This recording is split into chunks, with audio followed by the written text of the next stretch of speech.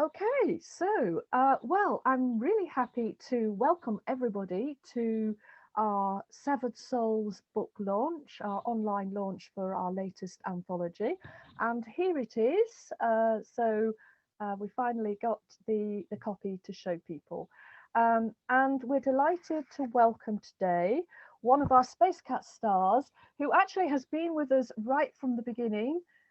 So we've got Teika Marija Smits with us, who has got a story in our Uncharted Constellations anthology from a few years back, as well as our latest Severed Souls anthology. So that's lovely, and we're really pleased to have you here with us today, Teika. So thank Oh, well, you. thanks very much for having me. And it's really nice to see those books in print as well. Isn't it? Really Yes, nice. Yeah. very exciting for us as well. Yeah, it's been a long old journey to get to this point through the strangeness of the last few years. Yes. Um, but we are going to focus on the Severed Souls anthology today because it's the book birthday that we're celebrating at this point. Yes. I want to talk first of all about the theme that we set for this one, and it's aliens and otherness. And in the submission call, we asked you to reflect on the emotions that aliens or otherness evokes in you and write from that place. So what did that theme spark for you, Taker? Well, I mean, the thing is, I do write quite a lot of, I write in various genres. I mean, Mm, I suppose broadly you could say that I write in the speculative fiction genre, but yes. I write in science fiction, in fantasy, magical realism, and horror. Mm, And so it's quite a speculative fiction is quite a broad umbrella, but sort of within those things, I have certain themes that I keep returning to. yes. And in my science fiction stories, I have this character, which is it's basically the Green Man, but he's an alien. And so if there's any opportunity to write about aliens, I Right. go to him because Yeah.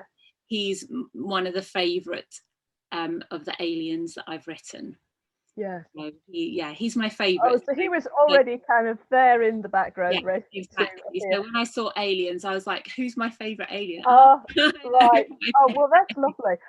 I was just looking again at the opening line, actually, of your short story. The story is called How to Honor a Beginning, and it opens with the tall, tree like being stepped out of his spacecraft and walked into the moonlit forest. I mean, that's just so lovely because immediately you get that fusion of the spacecraft and this tree-like being, and right from the beginning, we get that fusing of folklore with with sci-fi, really, and the fable. And I don't think it's giving too much away to say that we've also got wonderful figures like the Siren and Baba Yaga, the East European witch figure as well. So how fantastic to find them in this slightly kind of sci-fi setting yeah. as well. Wonderful. Very good.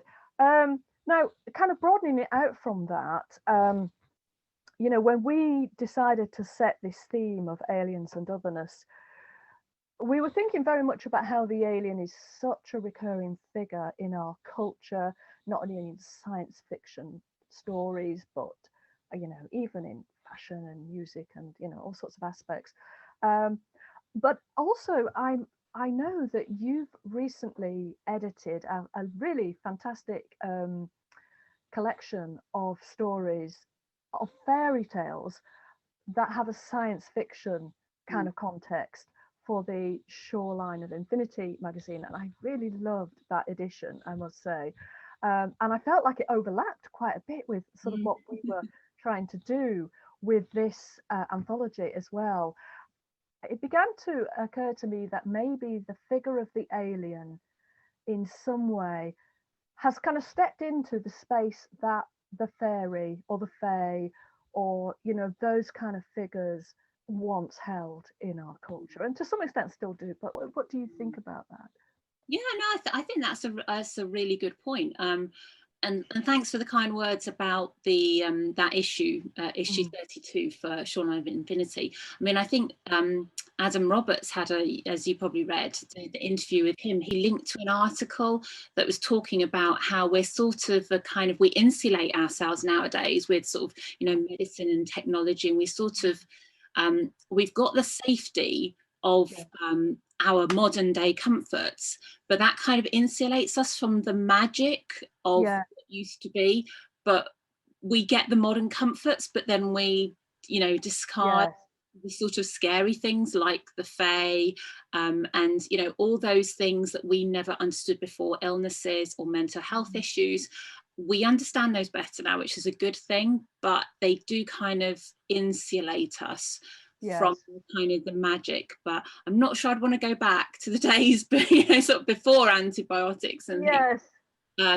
But and people really believed in those, in the fae and so on, as absolute kind of presences in their lives, didn't they? In the way that they believed in devils and angels and all of that as well. I mean, definitely, and they really truly did believe in that. I mean, just the other day I was at a poetry reading group actually, and some of the older ladies they were talking about Irish folklore.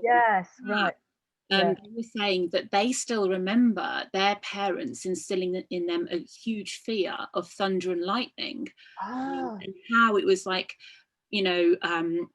either sort of maybe otherworldly beings. Obviously, we kind of think of Thor, or it was God's wrath, but they were really, really scared of thunder and lightning. And it's something that nowadays most children would say, yeah, it's scary, but we, our parents have explained what it is. We know it's the weather, it's not, divine retribution or a mythological god, cursing us. So it's amazing how, even just a few generations ago, that was really, those beliefs were still so strong. But of course, we are surrounded by the technological now. And so I still think within us, we have those beliefs. And because, really, as humans, we haven't changed that much throughout, the millennia. We still have those basic fears, and so they're still within us, but we insulate ourselves from them. But now we surround ourselves with technology, and I think those fears might creep into technology, and then of course you can't help but extrapolate and look to the future and look to going to the stars and wondering about other beings out there. So I think those two things really actually go hand in hand. So well, we're very much on the same page with that. So the other kind of side, there's a kind of duality really to the theme that we set for the anthology. So there was Aliens and Otherness, and I wondered, did the otherness feature for you at all in the way you were approaching this story, or was it more the sort of the alien that you were addressing?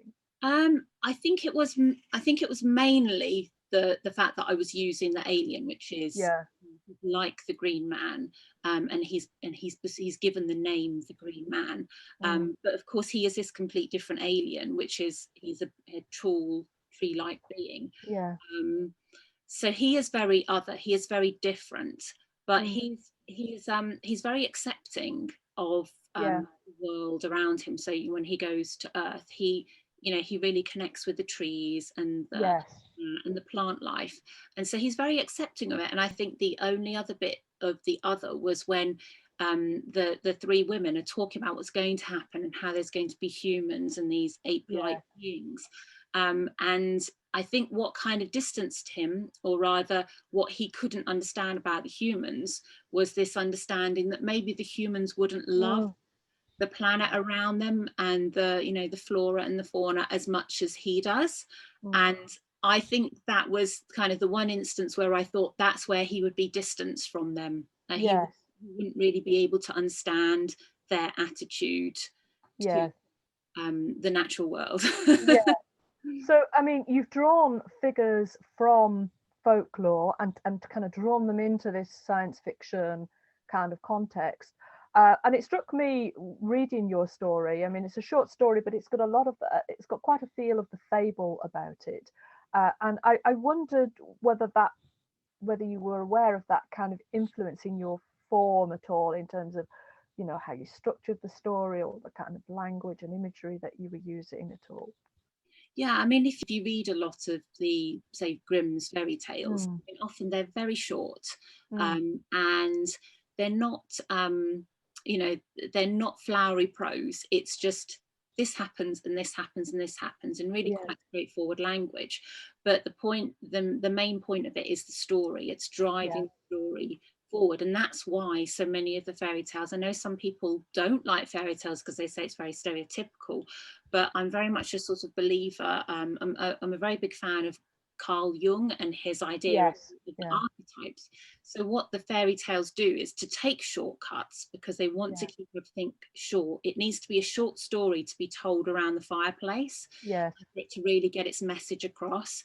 They used archetypes to have the characters. So when we talk about a you know, naive young woman or a naive young man, really what they're saying, that archetype is somebody who's very much at the beginning of a journey, mm, somebody yeah, who is inexperienced and is yeah, new to the world. So that could be anyone or in any situation. If you, mm, even if you're new to a career or in a new place, yeah, you can feel kind of quite nervous but also mm, naive about what's yeah, expected of you. And so that's kind of a shortcut to have an archetype like that. So I appreciate the fairy tales having those mm, shortcuts to those characters so they can get on with telling us what the story is. yes, And yeah, so I suppose I had in mind that my short story would have to be quite short. And when I write in that style, I'm aware that I'm not going to be going off on great long tracks of yes, description, and I yeah. keep things short and I keep things quite plain because it's more about the story. And one of the things that kind of immediately makes it feel more fable-like or fairy tale-like is the power of three. You know, you have the three Mm. women and the three gifts and so on, and that really lends itself immediately to the sort of structure of fairy tales, I think. Mm. Yeah, Yeah, three because is a very powerful number in fairy. In it is, isn't Yeah, it? Yeah, yeah. yeah, And I mean, one time I think I said this at a panel in FantasyCon. I mean, three keeps, you know, popping up. It keeps reiterating over and over yes, again. You know, it's like the three sons or the three daughters, or three wishes. You know, it's all these different kind of things. And I was saying, well, we see three in our world as mm, quite a powerful number. Obviously, for those of us who believe in God, the Holy Trinity is yeah, very important. yeah, And three is very important, as I said. If you have children, mm, a couple going from, you know, this just two people mm, expanding their family to three is a huge shift. It's a totally different balance. It's, mm, first of all, have that balance of two, yeah, and you put the time in and try and make things work, and you kind of, you know, it's a bit of a seesaw. But as yes. soon as you have three, oh, things get out balanced. Very, yeah, but yeah, three gives a real kind of rhythm to the narrative, you know, and you have that kind of three times a charm thing going on as well. Yeah. The other thing that I think the real kind of question that each of our writers faced in approaching whether they were stories or flash fiction or poetry is viewpoint. Because if you're writing about aliens and otherness, what viewpoint are you taking? Are you taking that of the alien and immersing us in their head and therefore in their language and their way of perceiving the world? Or are you writing from the voice of perhaps a human observer, or, you know, somebody outside of the other figure, or even placing the viewpoint somewhere completely different between those? So yeah, I mean, your central character is this green man figure that arrives in a spaceship. How did you handle the viewpoint and the kind of voice that gave to the story? Like, I mean, again, like you picked up the fact that I kind of wanted to go for quite plain, simple writing. I mean, I think it's a fascinating thing to do. I think that'd be a great story to have from aliens' point of view or the Mm, human's point of view. But if you're going for a more fairy tale like feel, yeah, you tend to go for the third person kind of almost yeah.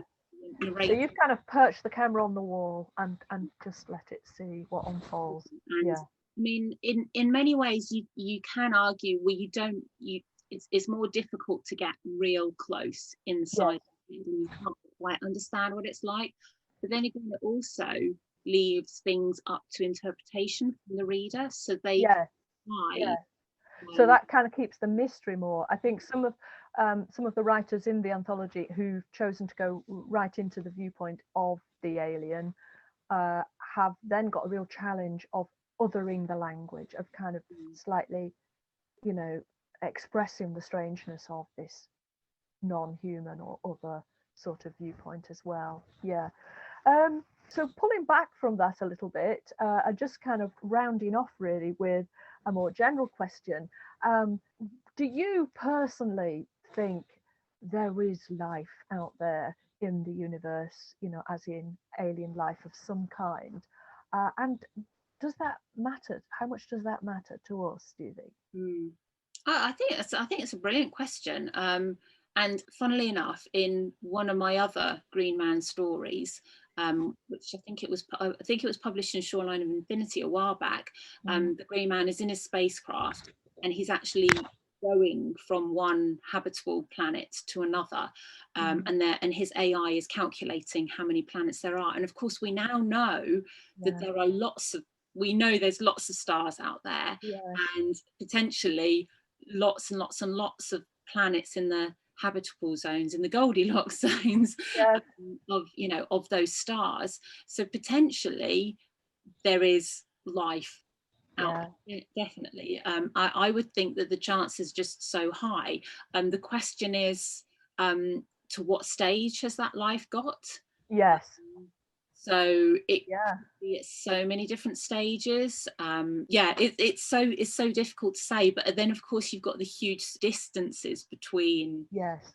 That, as far as we know, it's very difficult to overcome those distances and start communicating with one another. If we could. So I would say that, you know, the statistics tell us that it's very likely that there is life out there, but what form that life takes, I don't know. But it's a very good question, because it's about the other, isn't it? Because I think humans do view other people through a lens of curiosity, but also fear. And I mean, going back, I also write historical fiction because I think it's very important to look back in the past and learn from that. So we try not to make mistakes again. You know, some of my historical fiction explores those people's kind of attitudes then, and why they thought, why they did. And I mean, when talking about a long time ago, but when there were different groups of humans and tribes of humans, literally different species of humans, they would have really seed one another, probably with curiosity, but also with fear, because that's another group that could potentially take up their land, food, you know, their competition. And so there's always going to be, and I think us humans won't ever let that kind of go, because it's so kind of the being in the tribe and not giving up your resources, because another tribe could come in and get rid of you all, or take anything that's important away from you. So I think we're always going to have that kind of the two things of fear, but also curiosity. So the push and the pull, really. Yeah, exactly. I think we're always going to have those things, but of course it's brilliant that we develop language. So if language is our one way that we can communicate with one another, to try and work out that maybe we could be more curious and open-minded and cooperative rather than fearful. So I'm still hopeful that if there are other beings out there, we will hopefully see them more with curiosity and open-mindedness, and with a view to cooperation rather than fear. But they might be thinking the same thing about us. Yes, well, I suppose at one time the village was the universe, really. But also, let's not forget that for so much of its time in history, humanity was nomadic and was kind of constantly on the move, and so not so much about maybe defending a territory, but yes, it kind of takes us back, doesn't it, to those. Yeah, it is amazing. Like you said, there was this huge shift, wasn't there? Because for a long time they were nomadic, but they kind of stayed in groups. And then obviously when farming, when, you know, I'm not sure anyone quite knows what happened to the earth at that stage, but something happened to the environment. I don't know, temperatures change, but you know, the way that, you know, grasses could be Yes. and there was that shift where it actually made sense to stay in one place. It's Yeah. amazing what happened. And then of course, once you've got your patch of land and you're more free, as into, Yeah. you know, you can rely more on the food being Yes. there. Yeah. But of course then Well, you're what? protecting Yeah. the planet, aren't you? Yeah.